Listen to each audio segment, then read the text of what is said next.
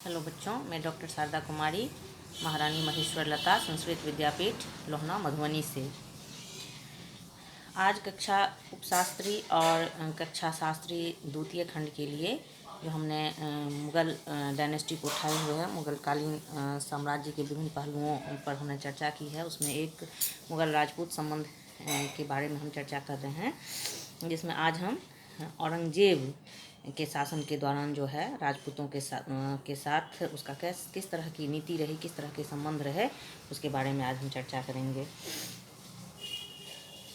औरंगजेब तक आते आते हम देखते हैं कि मुग़ल जो शासक औरंगजेब था उसमें बहुत इस्लाम के प्रति कट्टरता थी और राजपूतों के प्रति धर्म के क्षेत्र में वो अनुदारता की नीति को अपनाया था। कुरान का वो कट्टर समर्थक होने के नाते जो है वो मुख्यतः हिंदू धर्म के प्रति बहुत ही असहिष्णु था। अकबर ने जो जजिया कर हटाया था उसको फिर से उसने 12 अप्रैल 1679 ईस्वी को हिंदुओं पर दोबारा जजिया कर लगा दिया। धार्मिक क्रियाकलापों, त्योहारों, उत्सवों को प्रतिबंधित करते हुए उसने तीर्थ यात्रा कर जो है हिंदुओं से फिर से वसूलना प्रारंभ किया। राजपूतों के प्रति जो है सो कुछ उसकी नीति जो है वो बेहतरीन नहीं थी। वो जब ही हिंदुओं के प्रति असहिष्णु था तो राजपूतों के प्रति अविश्वास जो है वो रखता था। हालांकि कुछ इतिहासकार ये मानते हैं कि जो नहीं, राजपूतों के प्रति वो मैत्री भाव रखता था। और हम देखते हैं कि औरंगजेब के समय में हिंदू मनसबदारों की संख्या 33% थी, जबकि शाहजहाँ के समय में यह 24.7% ही थी। लेकिन जब उसकी हम गहन अध्ययन करते हैं और उसकी सूक्ष्म निरीक्षण करते हैं तो हमें लगता है कि नहीं, वह राजपूतों के प्रति उतना विश्वसनीय नहीं था। जय सिंह और जसवंत सिंह दोनों ने उसकी दिल से सेवा की थी। दोनों राजपूत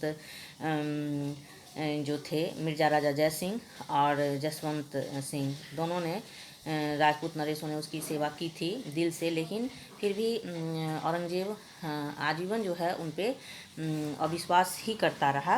पूर्णतः उन पर विश्वास वो नहीं कर पाया। मारवाड़ जो है उस पर औरंगजेब की निगाहें टिकी हुई थी और महाराजा जसवंत सिंह की मृत्यु के बाद औरंगजेब ने उत्तराधिकारी के अभाव में मारवाड़ पर जो है मुग़ल साम्राज्य का बहुत बड़ा कर्ज होने का आरोप लगाकर उसे खालसा के अंतर्गत कर लिया। इसके अलावा हम देखते हैं कि महाराजा जसवंत सिंह की जो विधवा थी, जिससे एक पुत्र पैदा हुआ था अजीत सिंह, उसको उसने ज़बरदस्ती इस्लाम धर्म ग्रहण करवाना चाहा और उसने यह कहा कि अजीत सिंह अगर इस्लाम धर्म ग्रहण कर लेता है तो उसे मारवाड़ सौंप दिया जाएगा। लेकिन राठौर नेता दुर्गादास जो है वो किसी तरह से अजीत सिंह एवं उसकी और जसवंत सिंह की जो विधवा थी उसको लेकर के जोधपुर भागाने में वो सफल हो पाया। इसके बाद जो है औरंगजेब ने शाहजादा अकबर द्वितीय और तहब्बुर खां के नेतृत्व में एक मुग़ल सैनिक टुकड़ी भी मारवाड़ जो है वो आक्रमण के लिए भेजा और उसमें उसको सफलता भी मिली। दुर्गादास जो है राठौर के सैनिक सारे और राणा सब मिल करके उसका सामना किए, परंतु राणा पराजित हो गया। तो शाहजादा अकबर को वहाँ का शासन सौंप दिया गया। इस तरह से हम देखते हैं कि जहाँ जसवंत सिंह जिसने उसकी सेवा की थी, लेकिन फिर भी वह उसके जो उत्तराधिकारी अजीत सिंह थी उसके साथ उसने निर्ममता का ही व्यवहार किया। मेवाड़ के साथ हम देखते हैं कि राणा राज सिंह की मृत्यु के बाद राणा जय सिंह मेवाड़ का शासक हुआ था। 24 जून 1681 ईस्वी को राणा जय सिंह और औरंगजेब के मध्य एक संधि हुई थी। संधि की शर्तों के अनुसार औरंगजेब ने पूरा मेवाड़ जय सिंह को वापस कर दिया। जय सिंह ने राजपूतों पर जजिया कर हटाने के बदले में औरंगजेब को अदलपुर एवं बैदनौर का क्षेत्र दे दिया। जय सिंह को मुग़ल दरबार में 5000 का मनसबदार जो है वो बनाया गया। सारे मुग़ल सैनिक मेवाड़ से वापस आ गए। कालांतर में औरंगजेब ने दक्षिण अभियान में जय सिंह के सहयोग देने के कारण उसे बैदनौर और आदलपुर के क्षेत्र को वापस कर दिया।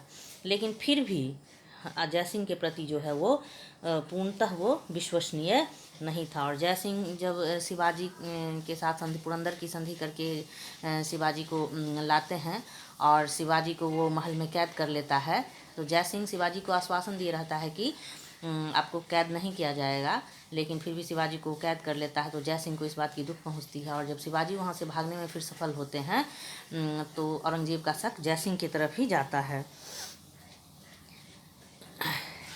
तो इस तरह से हम देखते हैं कि और मारवाड़ जो है उसके अजीत सिंह और दुर्गादास औरंगजेब के मध्य लगभग 30 वर्ष तक संघर्ष हुआ। फिर भी मुगल इन राजपूत वीरों को किसी संधि में बांध सकने में अक्षम ही रहा। इस तरह हम देखते हैं कि औरंगजेब जो है वो अपनी कूटनीति से राजपूत नरेशों का सहयोग तो प्राप्त किया, लेकिन दूसरी तरफ उनकी शांति को भी उसने नष्ट करने का प्रयास किया। हालांकि वो राजपूत शक्ति को पूरी तरह से समाप्त जो है वह नहीं कर सका, लेकिन जजिया कर फिर से लगाने, इसके अलावा मेवाड़ के राजा राय सिंह के साथ उसका संबंध बिगड़ा, और इन सबों का परिणाम ये हुआ कि राजपूतों ने धीरे धीरे औरंगजेब को सहयोग देना जो है सो बंद कर दिया, और राजपूतों को भी औरंगजेब पे विश्वास नहीं रहा। इस तरह चूँकि औरंगजेब हृदय से हिंदुओं को और राजपूतों को पसंद नहीं करता था, यही कारण रहा कि सहयोग लेने और राजपूतों के द्वारा देने, औरंगजेब ने सहयोग लिया राजपूतों से, राजपूतों ने दिया, लेकिन फिर भी दोनों के बीच विश्वास की वो कड़ी जो है वो पनप नहीं सकी। बाद के शासकों में तो उतनी शक्ति भी नहीं थी, धीरे धीरे ये छलन की ओर ही बढ़ रहे थे और उस तरह की नीति नहीं रही। तो औरंगजेब के समय में हम देखते हैं कि राजपूत नीति जो है औरंगजेब की वो पूर्णतः सफल नहीं रही, विफल ही इसको कहा जा सकता है, भले ही मनसबदारों की संख्या, हिंदू मनसबदारों की संख्या बढ़ी हुई ही क्यों ना हो। धन्यवाद।